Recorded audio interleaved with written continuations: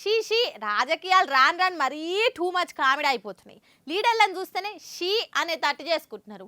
నిన్న వర్ధన్నపేట మాజీ ఎమ్మెల్యే ఆరూరి రమేష్ కథ చూసిండ్రు కదా. అంతగానం గద్వ పట్టుకొని బతిలాడితే కారు పార్టీలనే ఉండమన్నారా?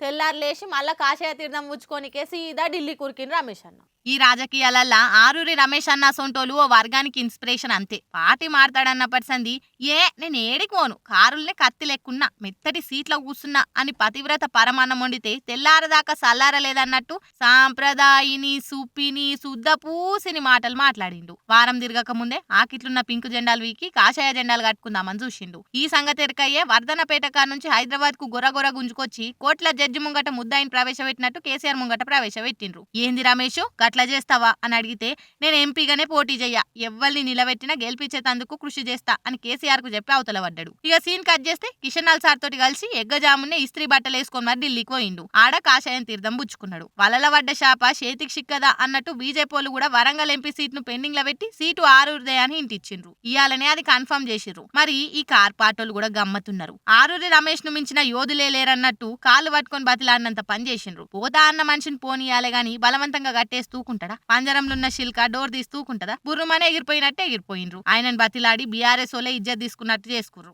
ఆరూరే కాదు ఇంకా చాలా మంది లైన్లున్నారు బీజేపీ కాంగ్రెస్ లకు పోయేతందుకు. ఇక వాళ్ళందరినీ కూడా గిట్లనే బతిలాడతారా? మరి బెల్లమున్న కాడ ఈగల్ వాలుడు, పవర్లున్న కాడికే లీడర్లు ఫార్చునర్ కార్లు వేసుకొని ఉరుకులాడు రాజకీయాలలో వెరీ కామన్ థింగ్. కానీ గిట్ల రెక్కలు పట్టుకొని మా దాంట్ల కంటే గుంజుకోవడే కొత్తగా అనిపించింది నిన్నటి నుంచి జరిగిన ఎపిసోడ్ చూసినోళ్లకు.